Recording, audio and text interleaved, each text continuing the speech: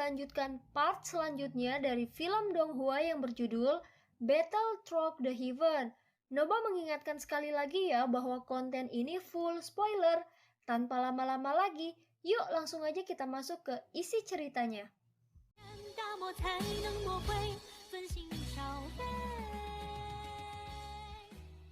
Melanjutkan dari cerita sebelumnya. Di sisi lain, Xiaoyan mulai menampilkan kekuatan sejatinya. Sumber Daoki dan kekuatan jiwa yang agung melonjak keluar dari tubuhnya. Itu terkondensasi menjadi telapak tangan raksasa yang mencengkeram ketiga jiwa emas. Pada saat yang sama, Xiaoyan mengangkat labu dewa bermata 9 di tangannya. Melihat adegan ini, ekspresi cemas muncul di wajah Raja Pemakan Jiwa. Formasi hantu pemusnah mayat hidup aktif. Teriak Raja Pemakan Jiwa menunjukkan kecemasan di wajahnya. Di bawah formasi yang dibentuk oleh 100.000 jiwa ini, bayangan besar muncul di depan Xiaoyan. Itu tampak seperti hantu besar yang siap untuk bergerak kapan saja. Tahanan roh, urus mereka, ucap Xiaoyan. Kali ini dia benar-benar ingin mengambil ketiga jiwa emas ke dalam labu dewa bermata 9. Dan tidak akan membiarkan kesempatan itu berlalu. Sungguh sialan, kau hanya bisa memeras tenaga kerjaku terus-terusan. Mati dengan 1000 pedang pun tidak cukup untuk menghilangkan kebencianku, ucap tahanan roh mengutuk marah. Meskipun dia sangat enggan, tetapi cahaya biru masih keluar dari matanya yang besar. Selama itu adalah formasi, maka bukanlah hal yang sulit bagi tahanan roh. Cahaya biru dari mata tahanan roh menembak lurus dan mengacaukan formasi besar yang dibentuk oleh 100.000 jiwa. Semua jiwa tampak seperti cermin yang runtuh. Mereka jatuh ke bawah dengan cara yang menyedihkan. Hahaha, tahanan roh, kali ini kamu benar-benar melakukan yang terbaik, ucap Xiaoyan. Itu wajar, jangan pernah remehkan master ini, ucap tahanan roh langsung mengangguk dengan bangga. Saat formasi besar rusak, wajah Raja Pemakan Jiwa berubah drastis. Pikirannya bergerak, kemudian 100.000 jiwa dengan cepat kembali berkumpul di belakangnya. 100.000 jiwa itu bergabung menjadi satu dan membentuk hantu ungu raksasa. Ketika Raja Pemakan Jiwa mengayunkan tinjunya, hantu raksasa itu juga bergerak dengan cara yang sama. Selain itu, mulutnya yang besar juga mengeluarkan jeritan sonik untuk melumpuhkan jiwa. Dihadapkan dengan gerakan besar semacam ini, sosok Xiaoyan tidak memperhatikannya dan terus melesat lurus menuju 3 jiwa emas yang mencoba melarikan diri itu. Kalian jangan lari, masuklah ke dalam labuku, ucap Xiaoyan tertawa aneh sambil mengejar ketiga jiwa emas itu. Sementara itu, Wuzan yang tak sadarkan diri untuk waktu yang lama akhirnya terbangun. Namun tepat ketika dia membuka matanya, dia sudah melihat hantu raksasa muncul di udara. Melihat pemandangan ini, Wuzan buru-buru berdiri dengan wajah terkejut. Namun rasa sakit yang luar biasa dari jiwanya masih bisa dirasakan. Jelas meskipun Wuzan tampak baik-baik saja di permukaan, tetapi dia mengalami luka serius pada jiwanya. Kekuatan jiwa Wuzan terlalu lemah. Oleh karena itu, ketika menghadapi eksistensi seperti Raja Pemakan Jiwa, dia sama sekali tidak berdaya. Tapi apa yang benar-benar membuat Wuzan lebih tercengang saat ini adalah ketika dia melihat Xiaoyan mengejar 3 jiwa emas sambil tertawa.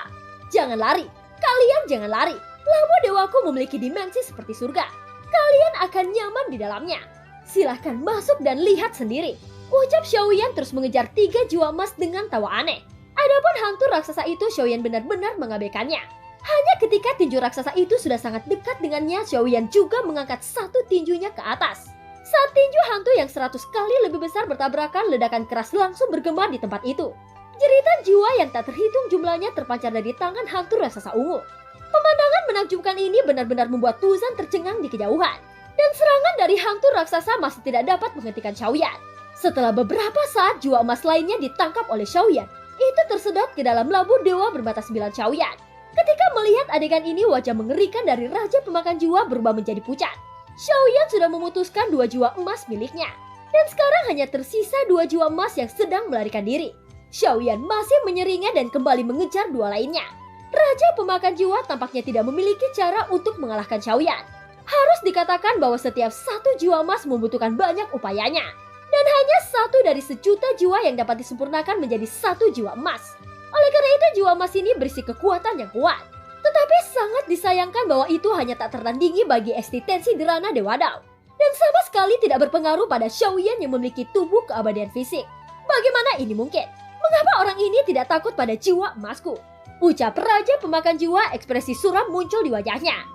Hantu besar sekali lagi mengayunkan tinjunya dengan liar. Namun Xiaoyan hanya menghindari serangan itu dengan mudahnya. Saat berikutnya, Xiaoyan langsung mencengkeram 1 jiwa emas lainnya yang sudah tak berdaya. Aku menangkapmu, ucap Xiaoyan tertawa lucu. Dia membuka labu dewa bermata 9 dan menghisap jiwa emas ketiga ke dalamnya. Sekarang hanya ada 1 jiwa emas yang tersisa. Dan Xiaoyan menatapnya dengan wajah penculik. Sialan, dasar bajingan terkutuk. Apakah kamu tahu apa yang sudah kamu lakukan? Kamu sungguh berani memprovokasi klan pemakan jiwa di jurang kutub ini. Apakah kamu benar-benar berpikir bahwa kamu memiliki kesempatan untuk hidup? Kamu pasti mati, teriak Raja Pemakan Jiwa dengan marah. Semua teknik yang ia gunakan sama sekali tidak memiliki hasil. Saat ini Raja Pemakan Jiwa hanya dapat menggunakan kartu truf terkuatnya. Dan dia harus melakukannya untuk merebut kembali semua jiwa emasnya. Segera 100.000 jiwa itu mengalir ke tubuhnya dengan gila-gilaan. Dan kemudian tubuh Raja Pemakan Jiwa mulai terjadi perubahan. Perubahan ini juga sedikit menarik perhatian Xiaoyan. Tentu saja Xiaoyan tidak akan bodoh. Tepat ketika Raja Pemakan Jiwa sedang melakukan transformasi, Xiaoyan memanfaatkan kesempatan itu dan sepenuhnya menghisap jiwa emas keempat ke dalam labu dewa bermata 9. Saat ini 4 jiwa emas yang berharga bagi Raja Pemakan Jiwa semuanya diambil oleh Xiaoyan. Dan karena inilah Raja Pemakan Jiwa benar-benar menjadi sangat marah. Sosoknya terus membengkak di tengah masuknya ratusan ribu jiwa.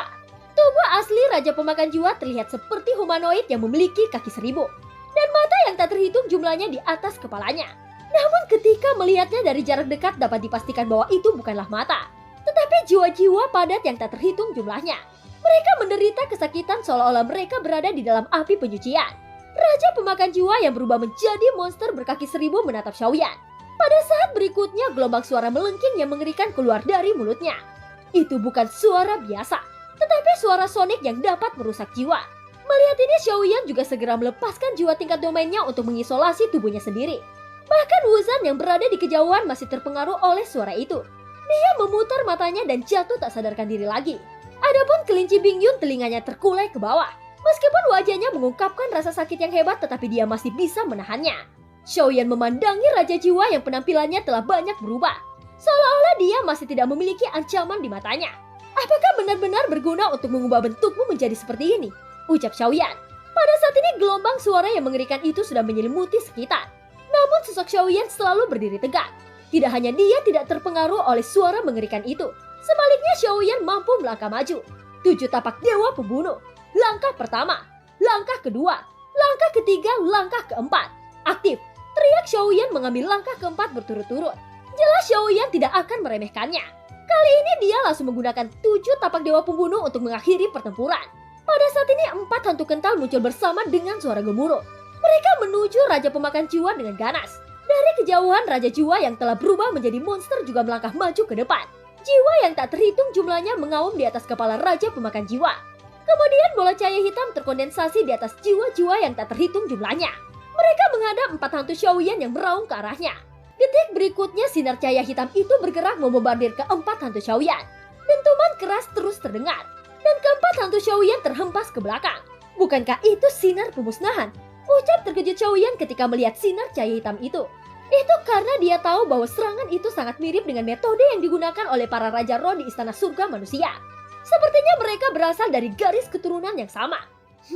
Tapi aku tidak tahu yang mana yang berdarah murni. Ucap Xiaoyan meremas dagunya sambil berpikir.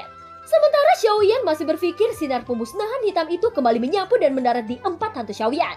Selama pertempuran sengit antara Xiaoyan dan Raja Pemakan Jiwa, ada banyak tokoh datang dari kabut tebal.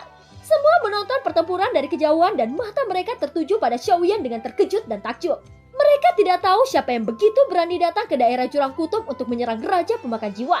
Alasan mengapa wilayah Jurang Kutub ini menjadi area terlarang karena ini adalah wilayah klan Pemakan Jiwa. Jadi semua orang tahu bahwa jika mereka mengusik sosok pemakan jiwa, hidup mereka pasti akan berakhir seperti 100.000 jiwa di dalam tubuh Raja Pemakan Jiwa. Lantas apa yang dilakukan Xiaoyan saat ini bukankah sama saja dengan mencari kematian? Yang bahkan berani melakukan pertarungan di sarang musuh. Scene berganti. Pada saat ini diperlihatkan di tempat terdalam dari Jurang Kutub, di mana tidak ada apa-apa di sini selain altar besar. Rantai besi yang tak terhitung jumlahnya terbentang dari kegelapan dan terhubung ke altar ini.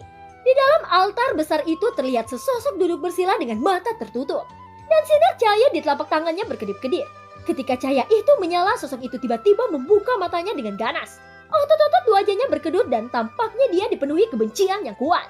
Ada jalan menuju ke tempat ini, tapi kamu tidak boleh melakukannya lebih dari itu. Kamu tidak hanya tidak pergi, tetapi bahkan bersikeras menerobos ke gerbang neraka. Sudah cukup dengan mengambil avatar Yuan Senku. Tetapi kamu masih berani datang ke sini, ucap sosok itu. Setelah suara itu jatuh seolah-olah seluruh altar bergemuruh karenanya. Jika melihat di sepanjang rantai besi itu ada banyak altar besar dan kecil yang tak terhitung jumlahnya di sini. Dan jumlahnya mungkin ratusan ribu. Ada beberapa orang dan binatang buas di setiap altar itu. Semuanya membuka mulut lebar-lebar, seolah-olah semuanya telah kehilangan jiwa mereka. Sementara itu sosok yang sebelumnya berbicara bukanlah laki-laki dewasa ataupun seorang perempuan. Tetapi dia adalah seorang anak laki-laki yang terlihat baru berusia 5 atau 6 tahun. Tidak jauh dari altar yang dia tempati ada sosok besar yang tengah berbaring dalam kehampaan yang gelap. Dan ada tanda 5 bintang di antara alisnya. Jika saja Xiaoyan melihat sosok besar ini, dia akan mengenalinya secara sekilas. Itu karena sosok ini juga merupakan tubuh keabadian fisik. Hanya saja tubuh keabadian fisik ini tidak memiliki aura kehidupan. Setengah dari kepalanya hilang dan satu lengannya juga menghilang. Meskipun tubuh dari klan pemakan jiwa ini kuat, tetapi Ratu Sialan itu merancang untuk menyegelku di sini. Dan dia tampaknya ingin aku mati secara perlahan. Tapi tidak apa-apa. Itu hanyalah mimpi bodoh untuk menyegel klan Chimiku. Avatar Lu Yaoku sudah cukup untuk berurusan dengannya, ucap bocah itu. Setelah berbicara, sosok besar yang ternyata dihubungkan bersama rantai altar perlahan berdiri. Dan sosok besar inilah yang disebut Avatar Lu Yao. Pada saat ini Avatar Lu Yao bersinar dengan cahaya merah. Kemudian kakinya dengan gagah melangkah dengan ganas. Saat berikutnya tubuhnya melesat dengan keras dan bergegas menuju kehampaan yang jauh. Sin kembali ke medan pertempuran.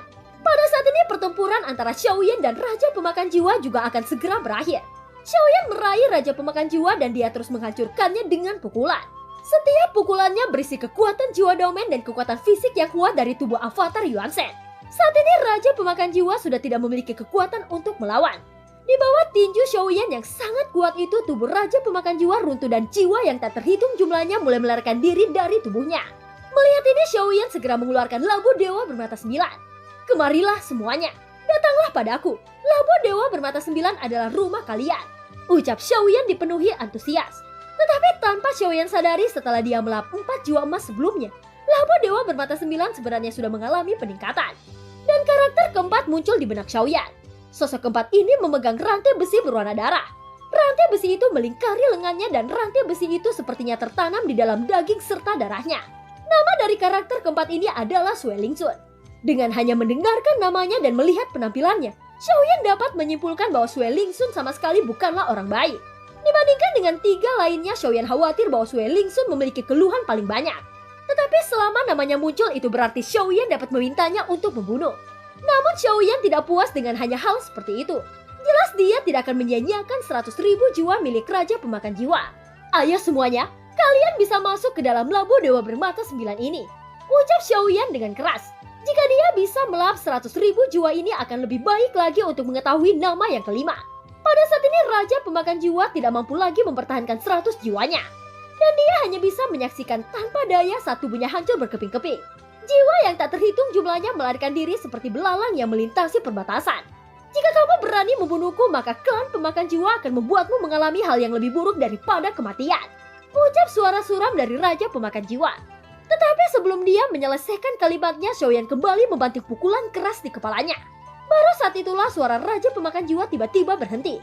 Semuanya, ayo masuk. Aku akan menerima kalian dengan senang hati, ucap Xiaoyan kepada 100.000 jiwa itu. Pada saat ini hanya tawa Xiaoyan yang terdengar di sekitar. Jika saja kelinci Bingyun dalam wujud manusia, diperkirakan dahinya akan ditutupi dengan garis hitam.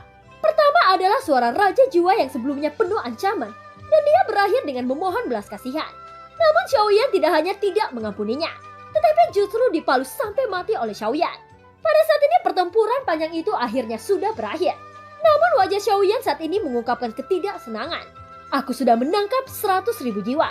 Bukankah itu tidak cukup untuk membuka karakter kelima? Ucap Xiaoyan sedikit kecewa. Sebelumnya dia berpikir bahwa dia akan mengetahui 2 kekuatan besar dari labu dewa bermata 9 sekaligus. Tetapi pada akhirnya hanya satu sosok yang muncul. Ada 100.000 jiwa, dan kamu masih tidak mau keluar dari gunung.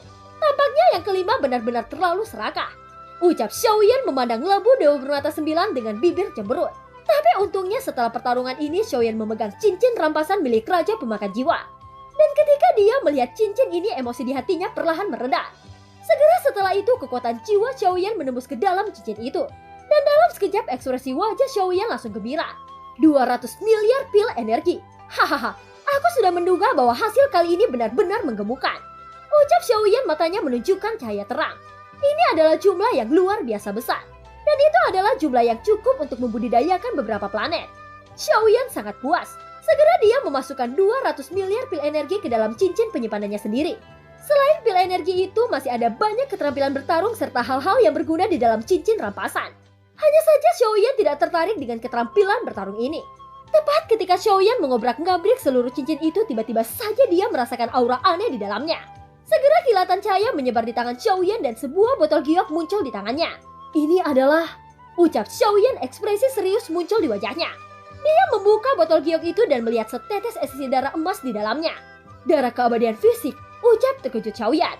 Keterkejutan di wajahnya langsung berubah menjadi kegembiraan yang luar biasa. Setetes darah keabadian fisik ini mungkin tidak memberikan banyak peningkatan pada avatar Yuan Shen.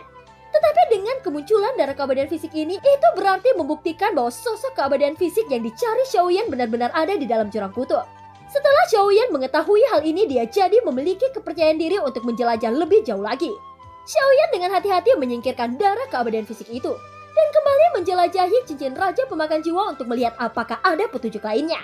Tetapi tampaknya selain setetes darah keabadian fisik itu, tidak ada lagi sesuatu yang berhubungan dengan tubuh keabadian fisik. Memang benar bahwa Xiaoyan telah mendapatkan banyak keuntungan dari pertarungannya dengan Raja Pemakan Jiwa. Namun pada saat yang sama, hal ini akan menyebabkan permusuhan baru bagi Xiaoyan. Kali ini dia sudah membunuh seorang Raja Pemakan Jiwa di wilayah Jurang Kutub. Dan itu akan menempatkan dirinya pada ancaman baru. Oleh karena itu, perjalanan berikutnya mungkin tidak akan berjalan dengan mulus. Ketika Raja Pemakan Jiwa benar-benar dimusnahkan oleh Xiaoyan, ada banyak suara mendesis di kabut tebal. Wajah para tokoh yang ada di sana langsung berubah secara dramatis. Harus diketahui bahwa Jurang Kutub ini mempunyai kehidupan seperti neraka. Tak satupun dari mereka yang berani menyentuh klan pemakan jiwa. Apalagi sampai membunuh Raja Pemakan Jiwa yang mempunyai 100.000 jiwa. Salah satu alasannya adalah mereka tidak memiliki kekuatan untuk melawan klan pemakan jiwa. Dan alasan kedua adalah ada banyak pemakan jiwa lainnya di Jurang Kutub ini, yang bahkan lebih menakutkan dari Raja Pemakan Jiwa itu sendiri. Oleh karena itu, jiwa mereka ingin bertahan hidup di sini, mereka harus taat kepada klan pemakan jiwa. Dan bahkan mereka saling membunuh untuk kelangsungan hidup mereka sendiri. Itu karena selama mereka mengorbankan jiwa seorang Dewa Dong, maka klan pemakan jiwa akan menjamin bahwa mereka akan baik-baik saja selama 100 tahun ke depan. Hanya ada sedikit orang yang benar-benar dapat bersaing dengan klan pemakan jiwa. Dan karena keberadaan klan pemakan jiwa inilah yang menyebabkan keadaan di Jurang Kutub ini menjadi lebih suram.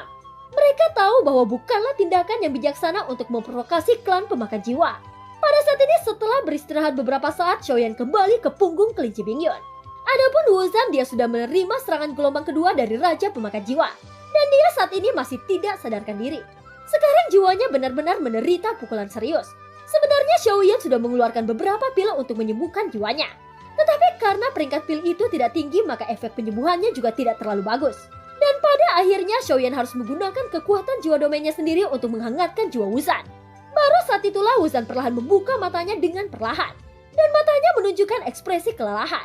Ketika dia bangun, dia duduk bersila di punggung kelinci Bingyun untuk menstabilkan kondisinya. "Kelinci kecil, ayo bergerak," ucap Xiaoyan. Setelah berbicara, kelinci Bingyun membawa mereka memasuki kedalaman Jurang Kutub. Bisa dikatakan bahwa tidak ada tujuan pasti dalam perjalanan kali ini. Namun setelah Xiaoyan membunuh Raja Pemakan Jiwa, diperkirakan bahwa klan pemakan jiwa pasti akan datang untuk balas dendam. Tetapi Xiaoyan segera menemukan bahwa klan pemakan jiwa tampaknya tidak memiliki solidaritas kepada sesama anggotanya. Itu karena setelah Xiaoyan sudah menghabiskan beberapa waktu di Jurang Kutub, tidak ada pemakan jiwa lainnya yang datang kepadanya. Dan ini membuat Xiaoyan sangat kecewa. Jika aku bisa membunuh satu pemakan jiwa lainnya, aku masih tidak percaya bahwa karakter kelima tidak akan muncul. Ucap Xiaoyan dimaksudkan untuk labu dewa bermata 9. Dia berharap bahwa para pelahap jiwa lainnya akan datang untuk membalas dendam. Pada saat ini Wuzan yang duduk bersila perlahan-lahan mengembuskan nafas panjang. Dia menoleh ke arah Xiaoyan dan menanggapi pertanyaannya. Para pemakan jiwa semuanya berjalan dengan caranya sendiri. Mereka tidak akan membalas dendamkan satu sama lain kecuali jika Kaisar Pemakan Jiwa yang memberi perintah. Ucap Wuzan. Lalu apakah ada cara untuk menemukan Kaisar Pemakan Jiwa? Tanya Xiaoyan. Wuzan sedikit mengeringit. Para pelahap jiwa ini mungkin tidak pernah membayangkan bahwa mereka akan dianggap sebagai mangsa oleh Xiaoyan. Wuzan lalu berkata, "Kurasa tidak perlu memprovokasi mereka dengan sengaja. Lagi pula kekuatan Kaisar Pemakan Jiwa bukanlah sesuatu yang bisa kita tangani. Meskipun keberadaannya hanyalah rumor, tetapi aku tidak berani mengatakan bahwa dia tidak ada. Jadi kamu harus berhati-hati, ucap Wuzan. Itu masuk akal. Mari kita tangkap salah satu dari mereka terlebih dahulu. Ada pertanyaan yang harus aku katakan. Dan aku yakin bahwa mereka memiliki jawaban tentang pertanyaan ini, ucap Xiaoyan.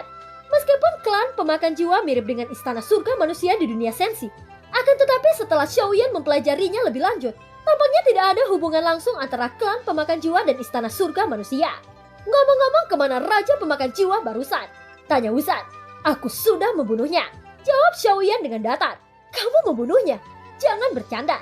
Dia memiliki 100.000 jiwa. Sama sekali tidak mudah untuk membunuhnya, ucap terkejut Wuzan. Lagi pula ketika Xiaoyan membunuh raja pemakan jiwa Wuzan dalam keadaan koma. Jadi dia tidak tahu akhir dari pertarungan ini. Itu benar, aku juga berpikir itu sangat tidak mudah. Mungkin ini hanyalah keberuntunganku saja, ucap Xiaoyan juga mengangguk setuju. Wuzan tersenyum pahit ketika dia mendengar kata-kata itu. Dan dia tidak merasakan kesulitan dalam kata-kata Xiaoyan barusan. Karena pemakan jiwa tidak akan datang untuk membalaskan dendam, maka kita hanya bisa menangkap dua orang itu untuk menanyakan situasinya, ucap Xiaoyan sambil menoleh ke arah kabut tebal. Setelah selesai berbicara, sosok avatar Yuan Shen muncul dan melangkah maju. Kemudian sosoknya melesat dengan cepat dan menghilang ke dalam kabut tebal. Setelah beberapa saat, sosok avatar Yuan Shen muncul lagi sambil membawa dua orang di tangannya. Mereka adalah satu pria dan satu seorang wanita. Katakan padaku, apa yang ingin kalian lakukan dengan mengintai kami, ucap Xiaoyan dengan tegas. Dewa Abadi, tolong maafkan kami. Kami tidak punya niat jahat. Kami hanya ingin meminta Dewa Abadi untuk menyelamatkan kami, ucap wanita itu dengan wajah memohon. Dan ada noda darah yang belum mengering di wajahnya. Begitu kata-katanya keluar, Wuzan segera memancarkan niat membunuh yang sangat kuat. Ketika keduanya merasakan niat membunuh ini, tubuh mereka langsung gemetar dan tidak berani berbicara lagi. Wuzan, turunkan auramu, ucap Xiaoyan dengan tenang. Ayo kita bicara, ucap Wuzan menarik Xiaoyan ke samping dan berbisik kepadanya. Aku sudah mengatakan, di jurang kutub ini jangan percaya dengan siapapun atau apapun yang kau lihat, ucap Wuzan. Xiaoyan sedikit mengangguk, tetapi saat ini dia tidak memiliki tujuan di jurang kutub. Jadi lebih baik untuk melihat apa yang ingin dilakukan kedua orang itu. Dan film pun berakhir. Terima kasih udah dengerin Nobah sampai akhir ya. Sampai jumpa.